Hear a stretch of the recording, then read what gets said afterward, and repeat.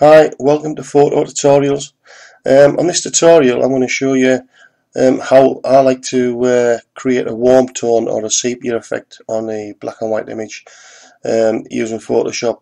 There are varying ways of doing it, but I'm just going to show you a couple of pointers and how I like to do them. I want to start off with this image here. As you can see, it's a straight black and white image, and if you go into the image adjust tools there, we'll go down, you will see there is a photo filter there. Click on photo filter and it's defaulted at the 85 warming filter, and the density on these filters is set to 25%. If we click on that right arrow there and we go down, you'll see the sepia filter. Okay, we click on that and there you have your 25% density on your sepia filter. You can adjust it. You can take that sepia out by taking it all the way to 0, well, on this case 1%, and it should be maximum 100%. As you can see, that's a little bit too much, and the default, well, it's not sort of giving you that much of a sepia effect at all. So it's sort of quite ineffective unless you're taking it right up to sort of 48–50%. Another way, you can click on the colour and gives you the colour chart there, which you can do, but I prefer not to do it.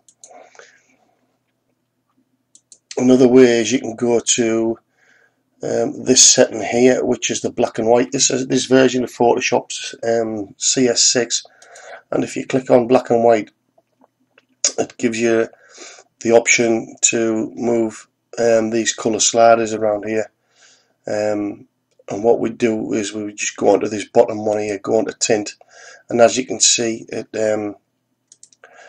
increases the percentage of the hue and saturation. Once you click on tint, what you can do is you can either reduce the amount of saturation, which is a more realistic effect, or you can increase it.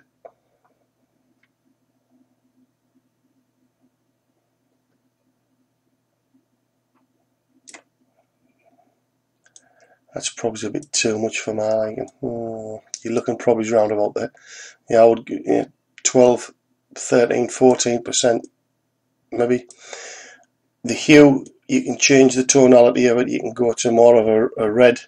You take it right down to that hue line there, or you can come into the oranges and you come into the yellow colour band there, and you can muck about with it like that.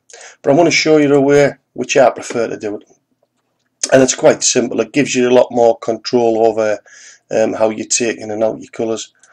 Basically, I go to image adjust, and I go to this colour balance setting here. I go on colour balance. Now when you look at the colour levels, they all set at 0.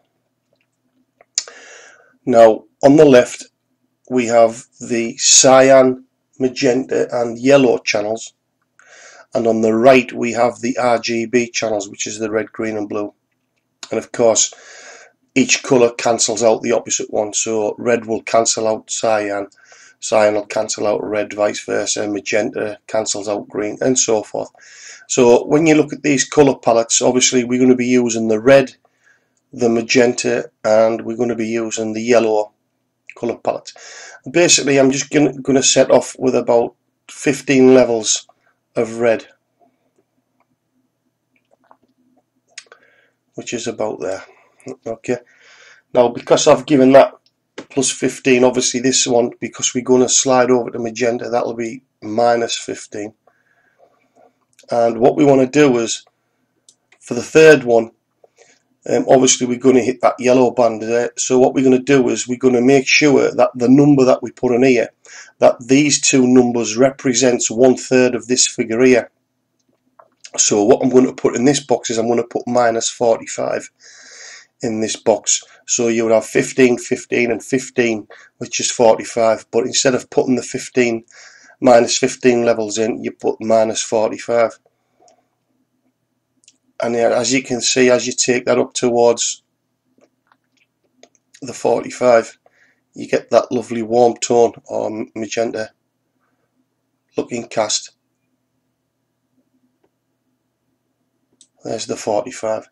Now, as I said, if that's a little bit too rich for your liking, what you can do is you can play these down a bit. So I've started at 15 levels. What we can do is, if that's too much for you, you reduce that down to 10 levels. Okay, so we put 10 in there, 10 in there, and obviously a third. 10 would be a third of 30, so we'll reduce that one down to 30. And as you can see, it starts to reduce the amount of colour cast that goes on that black and white image.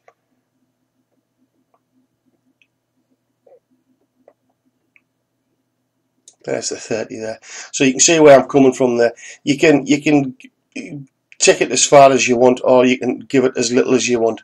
But again, it's a very simple and it's a very effective way of adding that lovely warm tone, and it gives you a little bit more control over how they look.